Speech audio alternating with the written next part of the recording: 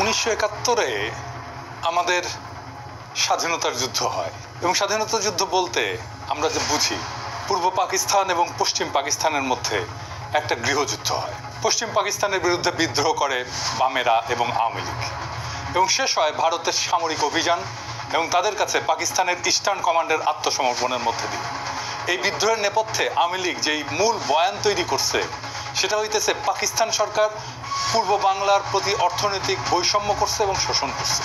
এই বয়ানের মূল বক্তব্য হচ্ছে তারা বলতে চায় পূর্ব পাকিস্তান পাকিস্তানের মেজরিটি প্রদেশ, এখানে দেশের 56% জনগণ বাস করে, অথচ পাকিস্তান সরকারের রাজস্বের সিংহভাগ পশ্চিম পাকিস্তানে ব্যয় করে।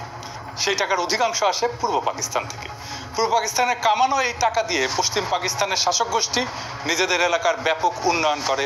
রাজস্ব খাত, উন্নয়ন খাত, আমদানি, বৈদেশিক সাহায্য ইত্যাদিতে পশ্চিম পাকিস্তানে ব্যয় করা হতো 75 থেকে 80 ভাগ, আর পূর্ব পাকিস্তানে ভাগে পড়তো মাত্র 20 থেকে 25 ভাগ। এছাড়া পূর্ব পাকিস্তানের মানুষকে দৈনন্দিন দ্রব্য সামগ্রী, পণ্য সামগ্রী পশ্চিম পাকিস্তানের চাইতে বেশি দামে কেনা লাগতো, যা ছিল তৎকালীন শাসক গোষ্ঠীর এক ক্রূর পরিকল্পনা, যার মাধ্যমে এদেশের গরিব দুঃখী মানুষের রক্ত তারা চুষে নিত। দুই প্রদেশের মধ্যে মাথাপিছু আয়ের মধ্যে ছিল ব্যাপক বৈষম্য, যা হচ্ছে তাদের শোষণের পলিসি। এইসব ক্ষোভকে ঘুঁটা দিয়া আওয়ামী লীগ 70 সালের নির্বাচনে একটা বিখ্যাত পোস্টার ছাপায় সারা দেশে ব্যাপকভাবে বিলি করছিল। পোস্টারটার শিরোনাম ছিল সোনার বাংলা শ্মশান কেন। কি ছিল সেই পোস্টারে? সেই পোস্টারে দেখানো হয়েছে যে বৈষম্য। রাজস্ব খাতে বাংলাদেশ 1500 কোটি টাকা ব্যয় হয়, পশ্চিম পাকিস্তানে 5000 কোটি টাকা ব্যয় হয়। উন্নয়ন খাতে ব্যয় হয় বাংলাদেশে 3000 কোটি টাকা, পশ্চিম পাকিস্তানে 6000 কোটি টাকা। বৈদেশিক সাহায্য বাংলাদেশ শতকরা পায় 20 ভাগ, পশ্চিম পাকিস্তান পায় 80 ভাগ। বৈদেশিক দ্রব্য আমদানি বাংলাদেশের শতকরা 25 ভাগ, পশ্চিম পাকিস্তান 75 ভাগ। কেন্দ্রীয় সরকারের চাকরি বাংলাদেশের শতকরা 15 ভাগ আর পশ্চিম পাকিস্তানে 85 ভাগ। সামরিক বিভাগে চাকরি বাংলাদেশে শতকরা 10 ভাগ এবং পশ্চিম পাকিস্তানে 90 ভাগ। চাইলের দাম মন প্রতি বাংলাদেশে 50 টাকা আর পশ্চিম পাকিস্তানে 25 টাকা। আটা মন প্রতি বাংলাদেশে 30 টাকা, পশ্চিম পাকিস্তানে 15 টাকা। সরষের তেল বাংলাদেশে 5 টাকা, পশ্চিম পাকিস্তানে 2.5 টাকা। সোনার প্রতি ভরি বাংলাদেশে 170 টাকা, পশ্চিম পাকিস্তানে 135 টাকা। কি নিদারুণ বৈষম্য, তাই না? আসেন এটা আমরা খুলে দেখবো, এটা আমরা বুঝে দেখবো। 70 সালের নির্বাচনের সেই পোস্টারটা পরিকল্পনা করেন জনাব নুরুল ইসলাম এবং আঁকেন শিল্পী হাশেম খান। এই পোস্টারটা সারা দেশে ব্যাপক সাড়া ফেলে এবং এই পোস্টারটাই আওয়ামী লীগের স্বায়ত্ত শাসনের বয়ানের ন্যায্যতার মূল ভিত্তি। আওয়ামী লীগ পাকিস্তানের বিরুদ্ধে তার বিদ্রোহকে জাস্টিফাই করার জন্য যত আর্গুমেন্ট হাজির করছে তার সব কিছুর মূলে হচ্ছে পাকিস্তানিদের অর্থনৈতিক শোষণ। এখনো এরা তাই বলে। প্রাইমারি স্কুলের পাঠ্যপুস্তকের মধ্যেও এই পোস্টারটাকে ঢুকানো হয়েছিল এবং প্রায় সকলের মনেই ছোটবেলা থেকেই এইরকম একটা বদ্ধমূল ধারণা যে পাকিস্তান 23 বছরে অর্থনৈতিক প্রবঞ্চনা বাঙালিদেরকে বাধ্য করছে মুজিবের 6 দফা আন্দোলনকে সমর্থন করতে। সেই 6 দফা ছিল বাঙালি জাতির মুক্তির সনদ। 6 দফার ভিতরে 3টা দফাই ছিল পাকিস্তান থেকে পূর্ব বাংলাকে অর্থনৈতিকভাবে বিচ্ছিন্ন করার দফা। 70-এর নির্বাচনে নিরঙ্কুশ সংখ্যাগরিষ্ঠতা অর্জন করে আওয়ামী লীগ এবং তার ফলশ্রুতি সবার জানা। 60-এর দশকের শেষ দিকে পূর্ব বাংলার পত্রপত্রিকা ঘাটলেও এই অর্থনৈতিক শোষণ এবং বৈষম্যের বয়ানটাই মূল থিম হিসেবে লক্ষ্য করা যায়। যে কোনো বাংলাদেশিকে যদি আজকে জিজ্ঞেস করা হয় যে পাকিস্তানের বিরুদ্ধে বিদ্রোহ করার প্রধান যৌক্তিকতা কি, সে উত্তর দেয় পাকিস্তানিদের অর্থনৈতিক শোষণ। এর মানে আওয়ামী লীগের তৈরি করা বয়ান একদম শেকড় গেড়ে বসছে দেশের বুকে। কারণ আওয়ামী লীগ যে ভুয়া অর্থনৈতিক বয়ান তৈরিতে পারদর্শী তাই প্রজন্মকে চোখে আঙুল দিয়ে দেখায় দেওয়া লাগবে না। বিগত 15 বছরে আমাদের সবার একদম চোখের সামনে আওয়ামী লীগ পরিসংখ্যান নিয়ে ভয়ঙ্কর কারচুপি করে মহা উন্নয়নের এক বয়ান তৈরি করছে, যেখানে বাস্তবতা হচ্ছে দেশের সব ব্যাংক এবং আর্থিক খাতকে লুটপাট করে নিঃশেষ করে ফেলা। কিছুদিন আগে বাণিজ্য উপদেষ্টা বলছে যে সব মিথ্যা পরিসংখ্যান দেওয়া হতো জিডিপি সহ।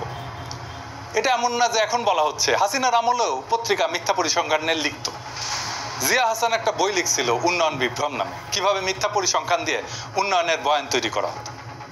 তাহলে সেই আওয়ামী লীগ 50 বছর আগের ঘটনাকে নিয়ে কি রকম কারচুপি করছে সেটা সহজে অনুমান করা যায়। আমরা অনুমান করব না, আমরা তথ্য দিয়ে দেখব। আমরা আজকে আওয়ামী লীগের এই বয়ানকে তৎকালীন বাস্তবতার আলোকে পরীক্ষা করে দেখব যে এই অভিশপ্ত দলটা সেখানেও কি রকম কারচুপি করছিল। তৎকালীন পাকিস্তানের আর্কাইভ ঘেঁটে আমরা যাবতীয় প্রাসঙ্গিক ডকুমেন্ট জোগাড় করছি এবং বলাই বাহুল্য আওয়ামী লীগ এবং তাদের পোষা অর্থনীতিবিদরা নুরুল ইসলাম, রেহমান সোবহান ভয়াবহ জালিয়াতি করছে এই পোস্টার তৈরি করতে এবং ম্যানিফেস্টো তৈরি করতে। সেই নিয়ে বিস্তারিত আলোচনার আগে এদের আসল চরিত্র এবং এদের উদ্দেশ্য সম্পর্কে একটু আলোকপাত করা দরকার। মেজর ডালিমের একটা বই, যা দেখেছি, যা বুঝেছি, যা করেছি, ওইখান থেকে বলতেছি। ভারতে থাকতে উনি বলতেছেন, বিভিন্ন মহলে তখন ভবিষ্যৎ বাংলাদেশের রাষ্ট্রনীতি, অর্থনীতি, প্রশাসন প্রভৃতি বিষয়ে আলোচনার ঝড় বয়ে যাচ্ছে। একদিন এক সামাজিক অনুষ্ঠানে সরকারের এক অর্থনৈতিক উপদেষ্টা বললেন, স্বাধীন বাংলাদেশের ইকোনমিক ভায়াবিলিটি তেমন একটা নাই, মানে এটা অর্থনৈতিকভাবে এটা সফল হবে না। তার এই ধরনের বক্তব্যে অবাক করেছিল অনেককে। প্রশ্ন করা হয়েছিল, স্বাধীন বাংলাদেশের ইকোনমিক ভায়াবিলিটি যদি নাই থাকে তবে আপনারা 6 দফা প্রণয়ন করে জনগণকে উস্কে দিয়েছিলেন কেন? কেন বলেছিলেন পাকিস্তানের শোষণের হাত থেকে পূর্ব পাকিস্তানকে স্বাধীন করতে পারলেই সোনার বাংলা কায়েম হবে? তাহলে কি আপনাদের এই সমস্ত প্রচারণা ছিল মিথ্যে, জনগণকে ধোঁকা দিয়ে পাকিস্তানকে শুধুমাত্র দ্বিখণ্ডিত করার এক কূটকৌশল মাত্র? এই সমস্ত মৌলিক প্রশ্নের জবাব উক্ত বিশারদ সেদিন দিতে পারেননি। অত্যন্ত বিব্রতকর অবস্থায় কেটে পড়ে নিজেকে বাঁচিয়েছিলেন বিড়ম্বনার হাত থেকে। ঠিক একইভাবে আরেকদিন এক ঘরোয়া পরিবেশে কিছু বাঙালি জনাব ডিপি ধরকে ভবিষ্যৎ স্বাধীন বাংলাদেশের অর্থনীতি, শিল্পনীতি কি ধরনের হওয়া উচিত জানতে চাইলে তিনি জবাব দিয়েছিলেন ইংরেজিতে। কিন্তু বাংলায় এটা বোঝা যায় যে তোমাদের এসব নিয়ে কথাবার্তা বলার দরকার নাই, তুমি শুধু ফসল ফলাও, ধান ফলাও, বাকিগুলো আমরা দেখব। এই ধরনের কথা থেকে পরিষ্কার বোঝা যায় যে বাংলাদেশকে ভারতের অর্থনৈতিক বাজার এবং পশ্চাৎভূমিতে পরিণত করার ষড়যন্ত্র ছিল ভারতীয় আধিপত্যবাদী নীল নকশার অন্তর্ভুক্ত। শুধু কি তাই, বাংলাদেশের অর্থনীতিকে সম্পূর্ণভাবে বাংলাদেশের উপরে ভারতীয় নিয়ন্ত্রণ নিশ্চিত করার খায়েশটাও পরিষ্কারভাবে ধরা পড়েছিল জনাব ধরের বক্তব্যে। এই হচ্ছে বাঙালির মুক্তির সনদ প্রণেতাদের দৃষ্টিভঙ্গি, যারা নিজেরাই স্বাধীন বাংলাদেশে বিশ্বাস করত না, যারা সর্বদা ভারতকেই তাদের তীর্থভূমি হিসেবে কল্পনা করেছে আজীবন। গোলাম আজমের বই জীবনে যা দেখলাম, এখান থেকে একটা অংশ আমি পড়ে শোনাই। উনি 69 সালে আইয়ুব খানের সাথে সমস্ত রাজনৈতিক দলের গোলটেবিল বৈঠকে অংশ নেওয়ার পর পশ্চিম পাকিস্তান থেকে পূর্ব পাকিস্তানে ফিরতেছিলেন। তখন প্লেনে এক ব্যক্তির সাথে ওনার কথা হয়। একজন 6 দফা প্রণেতার দাবি, গোলটেবিল বৈঠক ব্যর্থ পরিণতির পর থেকে করাচি থেকে ঢাকা ফিরে আসার পথে বিমানে এক ভদ্রলোকের অত্যন্ত আগ্রহ ও উৎসাহ নিয়ে আমার সাথে হাত মিলালেন। আমি তাকে চিনলাম না। আমার পাশের আসনে বসা ভদ্রলোক অনুরোধ করে তার আসনে নিয়ে বসালেন এবং তিনি এসে আমার পাশে বসলেন। আমি বিস্মিত হয়ে তার পরিচয় জানতে চাইলাম। ধারণা করেছিলাম আদর্শিক দিক থেকে নিকটবর্তী হবেন, তাই আমার সাথে ঘনিষ্ঠ আলাপ করতে চান।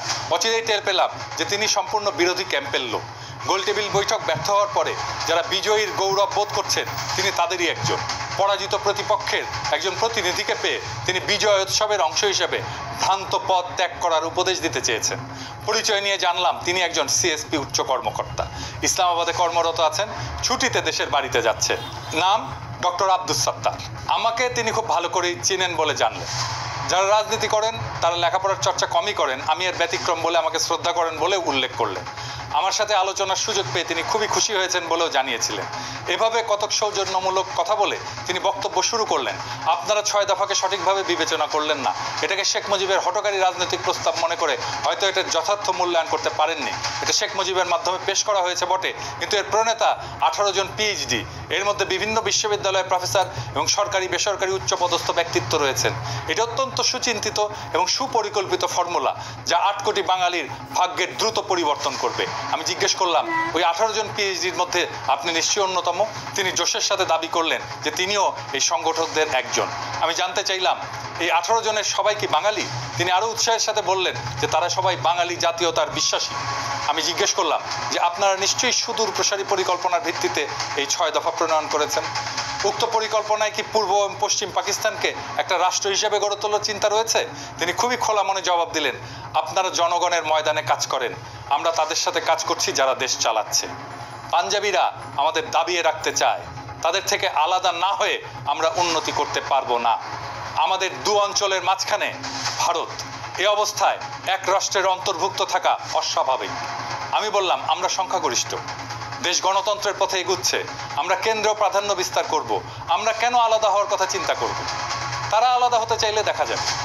এর জবাবে তিনি এমন কথা বললেন যা শুনে আমি চমকে গেলাম। তিনি বললেন, বাঙালি জাতি হিসাবে আমাদেরকে চিন্তা করতে হবে 47 সালে বাঙালি জাতিকে বিভক্ত করায় আমরা জাতি হিসেবে দুর্বল হয়ে গেছি। বাঙালি জাতি ঐক্যবদ্ধ হলে গোটা উপমহাদেশে আমরা বিশাল মর্যাদার অধিকারী হতে পারবো। আমি জানতে চাইলাম পশ্চিমবঙ্গের বাঙালিরা কি ভারত থেকে আলাদা হয়ে আমাদের সাথে মিলে আলাদা রাষ্ট্রে অন্তর্ভুক্ত হতে রাজি হবে?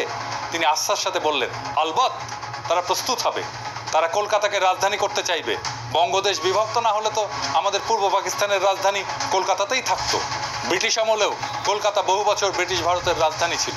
এখানে লক্ষণীয় যে উক্ত ব্যক্তি খালি 6 দফাতেই সন্তুষ্ট নন, উনি প্রত্যক্ষভাবে বাংলার সাথে যোগ দেওয়ার জন্যে উদ্গ্রীব এবং সেই জন্যে পূর্ব বাংলার রাজধানী ঢাকা থেকে কলকাতাতে সরাই দিতেও প্রস্তুত। ক্ষুদিরাম সূর্য সেনের মন্ত্রমুগ্ধ শিষ্য। 47 সালের পার্টিশনের ইতিহাস সম্পর্কে যাদের মিনিমাম পড়াশোনা আছে তাদের জানার কথা, কংগ্রেসের দাবির মুখে লর্ড মাউন্টব্যাটেন মুসলিম সংখ্যাগরিষ্ঠ প্রদেশ পাঞ্জাব এবং বাংলাকে পার্টিশন করার সিদ্ধান্ত নেন, যেটার পুরোটা পাকিস্তানে আসার কথা ছিল। কায়েদে আজম জিন্নাহ অনিচ্ছা সত্ত্বেও এই পার্টিশনের সিদ্ধান্তকে মেনে নেন, যেটা ছিল তার স্টেটসম্যানশিপের পরিচয়। জিন্নাহ এটা নিয়ে আফসোস করে পোকায় কাটা পাকিস্তান বলেছিলেন। মাউন্টব্যাটেন প্ল্যানের আগ পর্যন্ত কংগ্রেস, মুসলিম লীগ এবং ইংরেজ সরকারের মধ্যে যত আলোচনা হয়েছে তার মুখ্য টপিক ছিল নতুন সংবিধানে ব্রিটিশ ভারতের 11টি প্রদেশের মধ্যে কী রকম সম্পর্ক থাকবে স্বাধীনতার পর। 1946 সালের ক্যাবিনেট মিশনে পুরো ভারতকে অখণ্ড রেখে মুসলিম প্রধান প্রদেশগুলোকে ম্যাক্সিমাম অটোনমি দেওয়ার একটা প্রস্তাব সংবিধানে করা হয়, যেটাতে মুসলিম লীগ এবং কায়েদে আজম সম্মতি প্রদান করেন। কংগ্রেস এবং নেহরু সেই প্রস্তাব মানতে রাজি না থাকায় কায়েদে আজম এরপর পূর্ণ স্বাধীনতার দাবি করেন। মাউন্টব্যাটেন প্রস্তাবের আগ পর্যন্ত প্রদেশগুলোকে অখণ্ড রেখে কোন প্রদেশ ভারতে থাকবে আর কোনটা পাকিস্তানে যাবে সেটা নিয়ে নেগোসিয়েশন চালান। মুসলিম লীগ 11টি প্রদেশের মধ্যে 4টি মুসলিম প্রধান প্রদেশ বাংলা, পাঞ্জাব, সিন্ধু, উত্তর পশ্চিম সীমান্ত প্রদেশ দাবি করে। মাউন্টব্যাটেন নেহরু দিয়ে ইনফ্লুয়েন্স হয়। এই নেহরুর সাথে মাউন্টব্যাটেনের স্ত্রীর একটা অ্যাফেয়ার ছিল, দরকার পড়লে এটা রেফারেন্স দেওয়া যাবে। তো এই ইনফ্লুয়েন্সড হয়ে বাংলা এবং পাঞ্জাবের পুরো প্রদেশ না দিয়ে সেটাকেও পার্টিশন করার সিদ্ধান্ত নেয়। 3রা জুন মাউন্টব্যাটেনের পার্টিশনের সিদ্ধান্তের পর ব্রিটিশ পার্লামেন্টের প্রথম প্ল্যানে, যেটা জুলাই মাসে ইন্ডিয়ান ইন্ডিপেন্ডেন্স অ্যাক্ট 1947-এর ভিতরে অন্তর্ভুক্ত ছিল, বাংলা প্রদেশের 5টি বিভাগের বর্ধমান প্রেসিডেন্সি, রাজশাহী, ঢাকা, চট্টগ্রাম 28টা জেলার মধ্যে পাকিস্তানকে 16টা জেলা প্রদান করা হয়। বর্ধমান বিভাগকে সম্পূর্ণ ভারতে, ঢাকা এবং চট্টগ্রাম বিভাগকে পার্বত্য চট্টগ্রাম ডিস্ট্রিক্ট বাদে, পার্বত্য চট্টগ্রাম পরে অন্তর্ভুক্ত হয়েছে, সম্পূর্ণ পাকিস্তানকে প্রদান করা হয়। প্রেসিডেন্সি বিভাগের 6টি জেলার মধ্যে পাকিস্তানকে 3টা, যশোর, মুর্শিদাবাদ, নদিয়া এবং ভারতকে 3টা জেলা, কলকাতা, 24 পরগনা, খুলনা প্রদান করা হয়। রাজশাহী বিভাগকে পার্টিশন করে 8টি জেলার মধ্যে 6টি জেলা, বগুড়া, দিনাজপুর, মালদা, পাবনা, রাজশাহী, রংপুর পাকিস্তানে এবং অবশিষ্ট 2টি জেলা দার্জিলিং, জলপাইগুড়ি ভারতে প্রদান করা হয়। এছাড়া জুলাই মাসে আসামের সিলেট জেলাতে গণভোট হয়, সেখানকার সংখ্যাগরিষ্ঠ মুসলিম পাকিস্তানে যোগ দেওয়ার পক্ষে ভোট দেয়।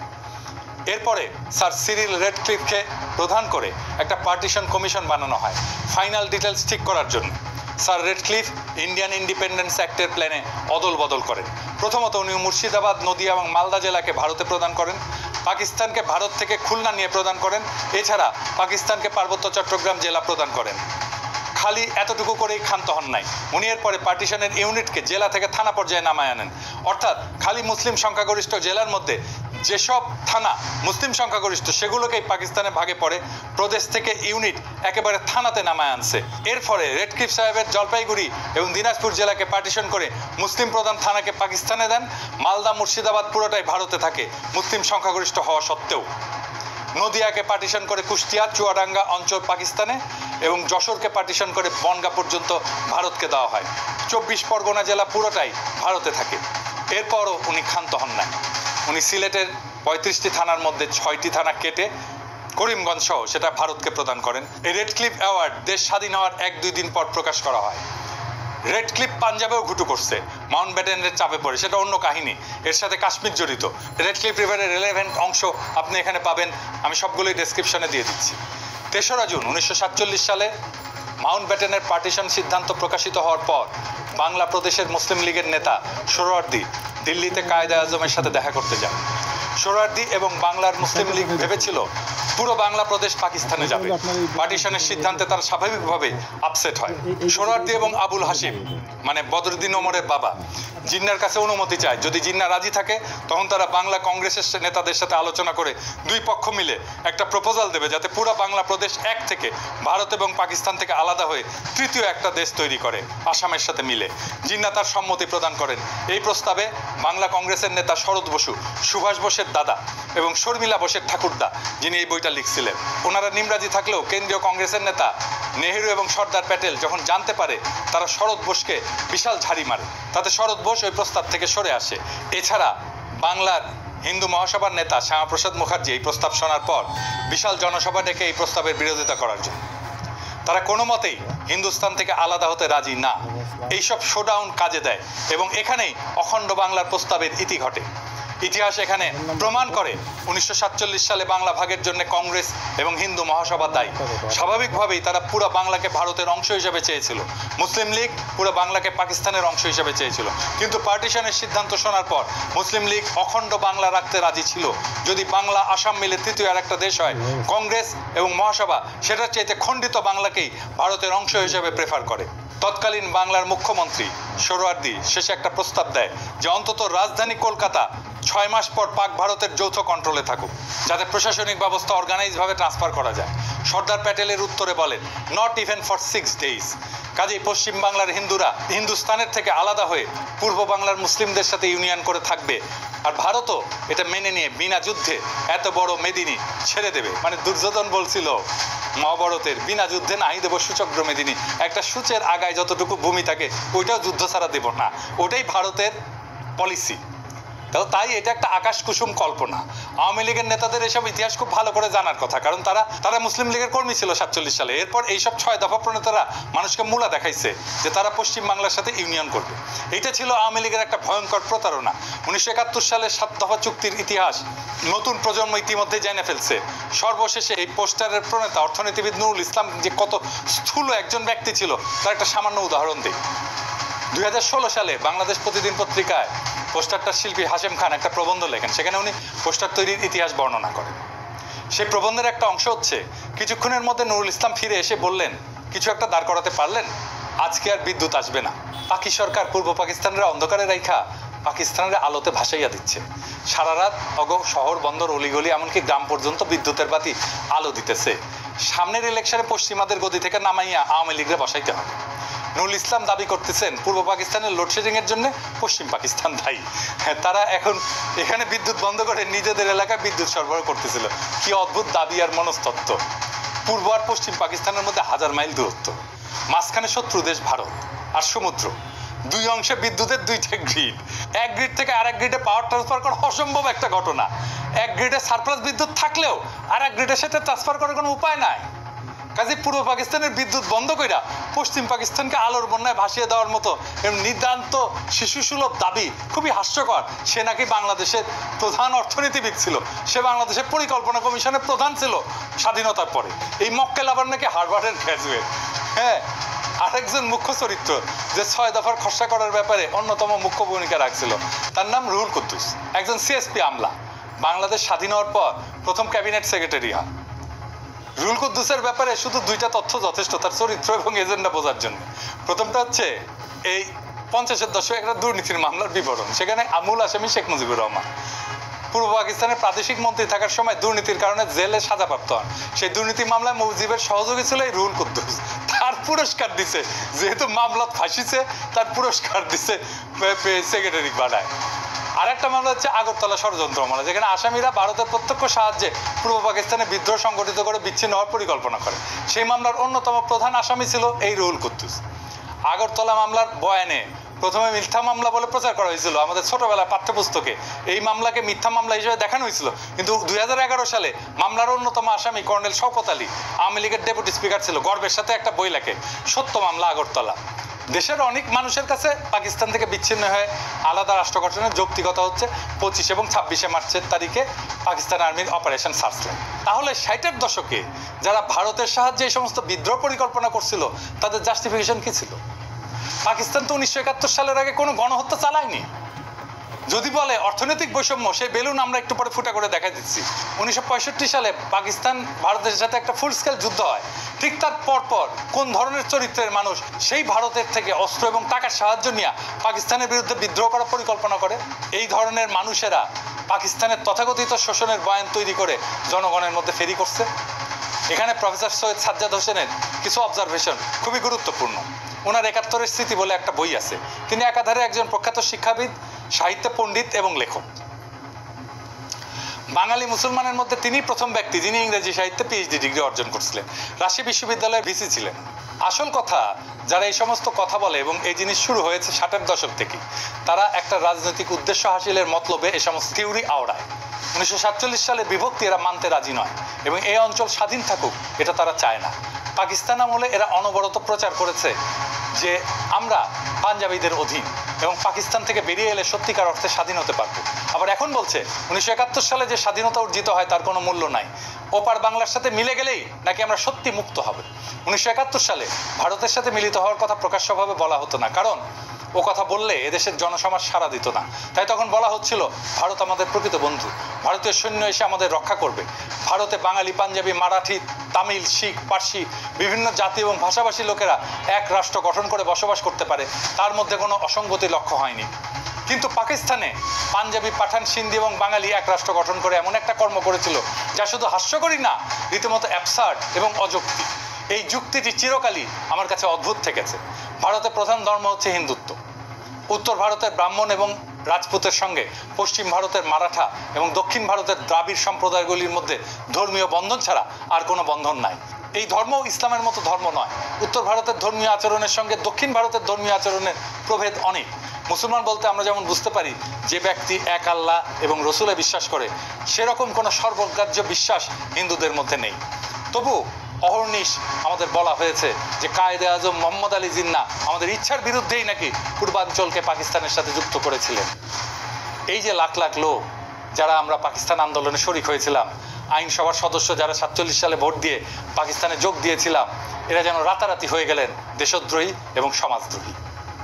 বর্তমানেও বাঙ্গু সুশীল, প্রগতিশীল, প্রথম আলো, মতি, ডেইলি স্টারের মাহফুজ এবং তাদের কলামিস্ট বর্গ যেমন আলী ইমাম মজুমদার ভারতের কোনো কোনো প্রদেশের বিচ্ছিন্নতার কথাও শুনলে তেলে বেগুনে জ্বলে ওঠে। তারাই আবার পাকিস্তানের প্রদেশগুলোর ইউনিয়নের মধ্যে কন্ট্রাডিকশন খুঁজে পায়। আবার আসা যাক অর্থনৈতিক বৈষম্য এবং আওয়ামী লীগের তৈরি বয়ান নিয়ে। এই প্রসঙ্গে ডক্টর সাজ্জাদ হোসেন লিখছেন যে যখন আওয়ামী লীগ এরকম প্রচারণা চালাচ্ছিল যে পশ্চিম পাকিস্তানের পূর্ব পাকিস্তানে বৈষম্য করা হয়, এই যে সোনার বাংলা শ্মশান কেন, এরকম একটা পোস্টার ছাপে, তাহলে পাকিস্তানের তরফ থেকে কেন এইটার প্রতিবাদ জানানো হয়নি বা প্রশ্নটা পরিষ্কার করা হয়নি? এর উত্তর দিছিল পশ্চিম পাকিস্তানের একজন আমলা যে এটা আমরা তৈরি করছিলাম, কিন্তু এইটা আমরা প্রকাশ করতে গেলে একজন বাঙালি অফিসার বলছিল এটা দিলে পূর্ব পাকিস্তানের লোকেরা আরও বিলা হয়ে যাবে, সেই জন্যে তাই নাকি এটা করতে দেওয়া হয়নি, বাধা দিছিল। ওনার বইয়ে এই অংশে এটা লেখা আছে। আওয়ামী বয়ানের এই যে শুভঙ্করের ফাঁকি, এটা ধরার জন্য আমরা ব্যাখ্যা করব সরকারি ফাইন্যান্স কিভাবে কাজ করে এবং সরকারি ফাইন্যান্সের সাথে দেশের জিডিপির সম্পর্ক এটা কি। একটা দেশের জিডিপি হচ্ছে সেই দেশের মধ্যে অবস্থিত সমস্ত পণ্য, বস্তু, সার্ভিস বা সেবা, এটার যোগফল। যে দেশের যত উন্নত সে দেশের জনগণ তত বস্তু এবং সেবা উৎপাদন করে এবং ভোগ করে। সরকারের মধ্যে থেকে একটা ভাগ কর হিসাবে আদায় করে, নিজের এজেন্ডা অনুযায়ী সেটা খরচ করে। আর একটা রাস্তা হচ্ছে সরকারের আছে, সেটা হচ্ছে আভ্যন্তরীণ এবং আন্তর্জাতিক সেক্টর থেকে লোন নেওয়া। এই লোনের ইনস্টলমেন্ট পরে সরকারকে করের টাকা থেকে শোধ করতে হয়। ফাইনাল একটা রাস্তা আছে সরকারের কাছে, সেটা হচ্ছে আভ্যন্তরীণ যে কোনো বিল পরিশোধের জন্য টাকা ছাপানো। কিন্তু এর ফলে মুদ্রার মান ইনফ্লেশন হয়, আমরা জানি মুদ্রাস্ফীতি হয়। ইনফ্লেশন এক ধরনের ট্যাক্স কিন্তু, যার মাধ্যমে সরকার দেশের জিডিপির একটা অংশ নিজের পকেটস্থ করে। এই করের জন্য পার্লামেন্ট অথবা আইনসভার কোনো বিল পাস করানো লাগে না। সরকারের বাজেটে দুই ধরনের বাজেট থাকে, একটা বাজেট রাজস্ব খাত আর একটা বাজেট উন্নয়ন খাত। করের টাকা দিয়ে সরকার প্রশাসন, প্রতিরক্ষা, বিদ্যমান স্থাপনার ভরণ পোষণ, আগের ঋণের সুদ পরিশোধ এবং অন্যান্য খরচ চালায়। এটা রাজস্ব খাত বা অপারেটিং এক্সপেন্ডিচার। এরপরে কিছু সারপ্লাস থাকলে সেটা প্লাস সরকার দেশি বিদেশি সেক্টর থেকে ঋণ নিয়ে বিভিন্ন মন্ত্রণালয়ের অধীনে উন্নয়নমূলক প্রজেক্ট গ্রহণ করে। এই উন্নয়নমূলক প্রজেক্টগুলোকে এডিপি বা অ্যানুয়াল ডেভেলপমেন্ট প্রোগ্রাম বলে। অধিকাংশ প্রজেক্টে যে ব্রিজ টিজ, রাস্তা টাস্তা, এগুলো সব এডিপির অন্তর্ভুক্ত। তবে এডিপির বাইরে অল্প কিছু প্রজেক্ট থাকে। বাজেটে এডিপির বাৎসরিক বরাদ্দ দেওয়া থাকলেও সেই বরাদ্দ সবসময় সম্পূর্ণ খরচ হয় না বিভিন্ন কারণে। এর পিছনে প্রজেক্টের ধীর গতি আছে, প্রশাসনিক সক্ষমতার অভাব, কেনাকাটায় আমলাতান্ত্রিক জটিলতা ইত্যাদি কারণ থাকে। বাজেটের একটা বাস্তব স্যাম্পল দেখেন, এইরকম করে বাজেট লেখা হয়। এখন আমরা আলোচনা করব বৈদেশিক মুদ্রার ব্যাপার। দেশের কোম্পানিগুলো ব্যবসা করে রপ্তানি করে কিছু টাকা পায় ফরেন কারেন্সি, আর আমরা রেমিটেন্স পাঠাই বিদেশে যারা আছে। এইভাবে দেশ বৈদেশিক মুদ্রা অর্জন করে। বাংলাদেশ, পাকিস্তান, ভারত সরকার এই বৈদেশিক মুদ্রার প্রবাহ এটাকে নিয়ন্ত্রণ করে। দেশে আসা বৈদেশিক মুদ্রা ব্যাংক থেকে সেন্ট্রাল ব্যাংকের কন্ট্রোলে যায়। সেন্ট্রাল ব্যাংক দেশের মানুষকে বৈদেশিক মুদ্রার বিপরীতে দেশীয় মুদ্রা প্রদান করে।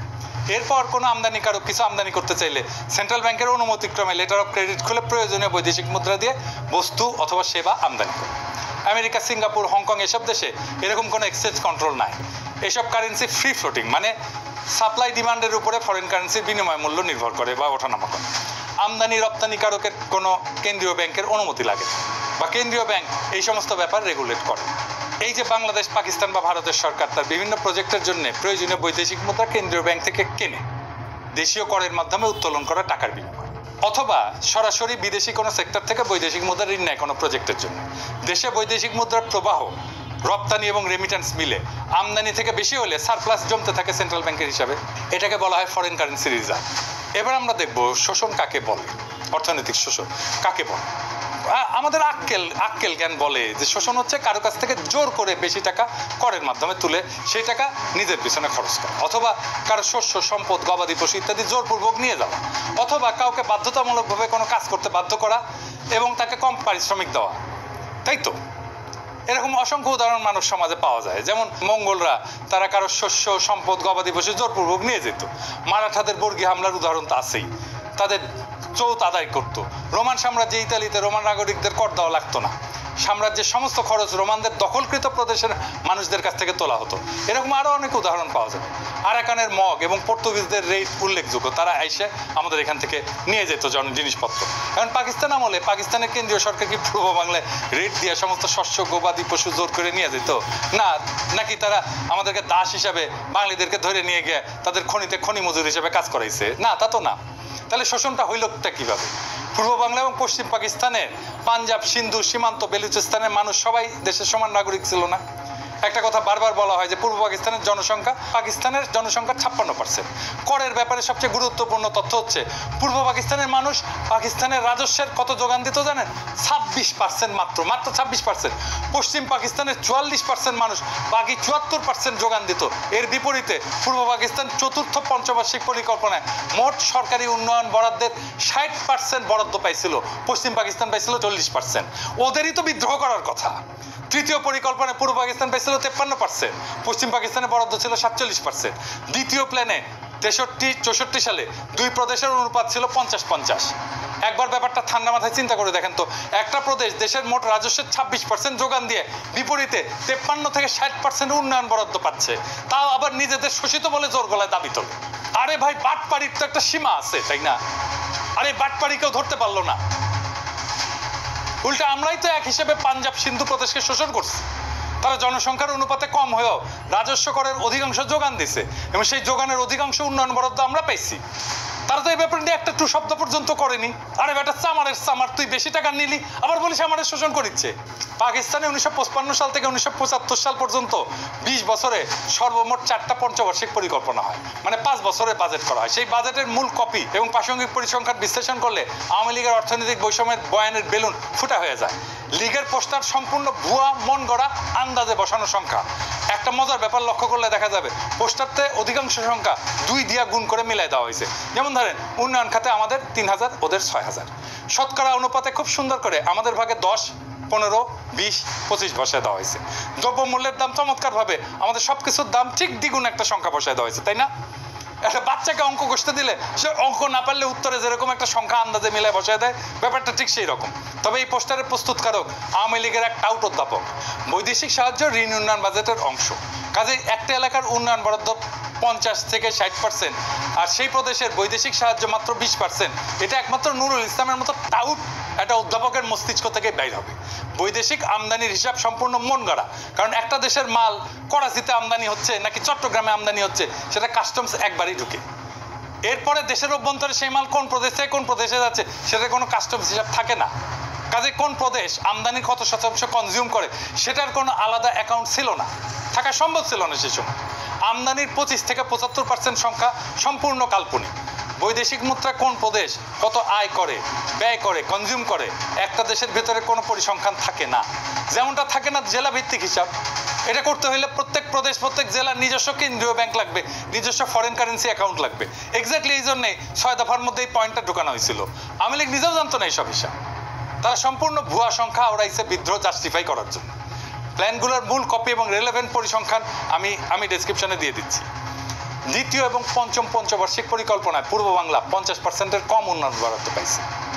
তবে সর্বদা তাদের যোগান দেওয়া 25 থেকে 26% রাজস্ব থেকে বেশি বরাদ্দ পাইছে। দ্বিতীয় প্ল্যানে 26% করের বিপরীতে 39% বরাদ্দ পাকিস্তানের রাজস্ব কেন্দ্রীয় সরকার তুলে সেই বরাদ্দ প্রাদেশিক সরকারকে দিত।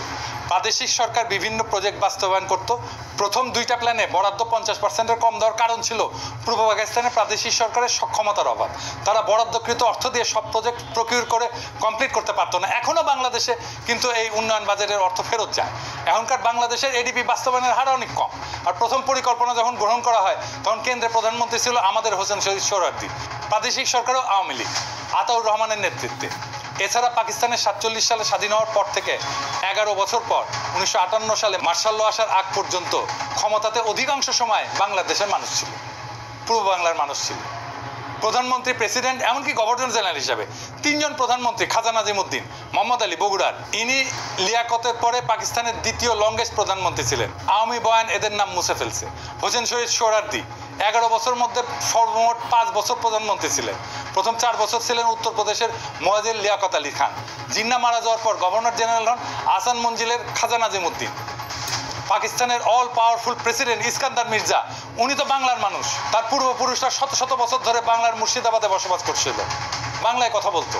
এদের নাম সময়কাল আওয়ামী লীগের বয়ানে সম্পূর্ণ মুছে ফেলা হয়েছে, যাতে তারা ষড়যন্ত্রমূলক বিদ্রোহ জাস্টিফাই করার জন্য দাবি করতে পারে পাকিস্তান বাঙালিদের কখনোই ক্ষমতায় যেতে দিবে না। এটা সম্পূর্ণ ভুয়া দাবি।